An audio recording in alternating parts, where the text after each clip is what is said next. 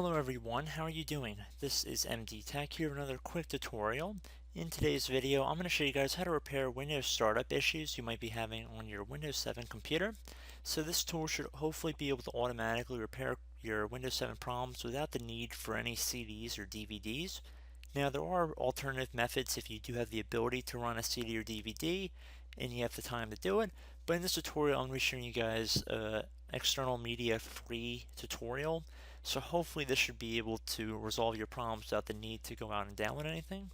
So obviously you're not able to boot into Windows, but I just like to have this as my landing page when I begin tutorials. I don't want to start on a black screen.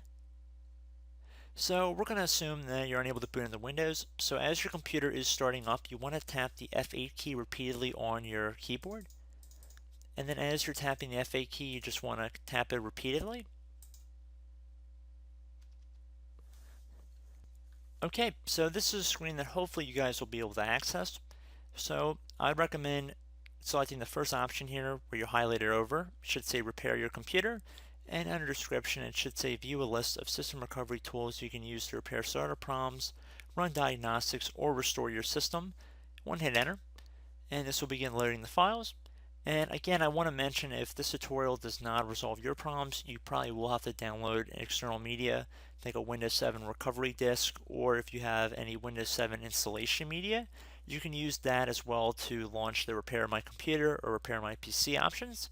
And that'll give you a little bit more functionality into getting fresh, clean Windows install files if you're going to go through the command line method. But this tutorial is not going to really require that. So for system recovery options, select whatever your keyboard input method is. And then if you have any password on your computer, you enter it here. If you don't have a password or you've disabled it, you can just click on OK for a blank field. So now for choose a recovery tool, we have a few options here, and I would highly recommend if the first option does not work for you, go back into this utility as I showed in this tutorial going by tapping F8, and then load the other two here, which is the System Restore, which will restore Windows to an earlier point in time, as well as System Image Recovery. So if you have any system images backed up, again, that would probably be to a CD or DVD. So for this video, it would probably be for these first two here. So Startup Repair will automatically fix problems that are preventing Windows from starting, and System Restore will restore Windows to an earlier point in time.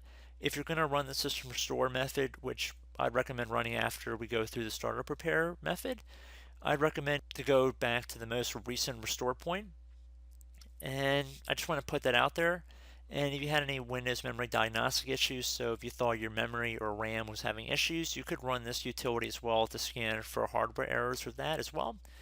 So we're going to launch the Startup Repair utility. This is completely automated, does not require any user interaction at this point, so just sit back. This might take a few minutes. Again, depending on the size of your hard drive, it might take a little bit longer.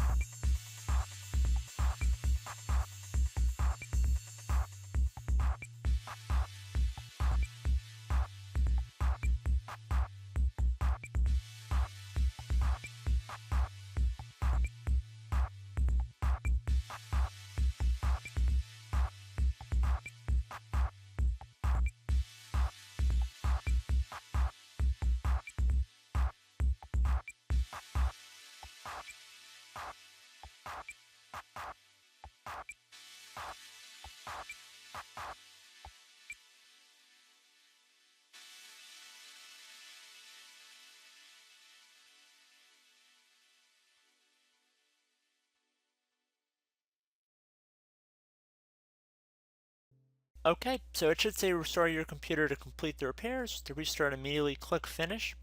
I want to click Finish here. And then without even having to do anything else, it should begin restarting your computer. And now, like I said, if this method did not work for you, I'd recommend going through the System Restore utility, and hopefully one of those methods should work. And as always, you can always download the Windows 10 recovery, or I should say Windows 7 recovery media, and you can have additional options through there. There are plenty of commands you can run through the command line window, but rather than make this a 3 or 4 hour video, I've made several tutorials in that nature in the past, and if you had any specific error messages, I'd recommend going online and looking them up because often they will have their own unique repairs and fixes. So So I just want to put that out there. But I do hope this tutorial was able to help you guys out. And as always, thank you for watching, and I will catch you in the next tutorial. Goodbye.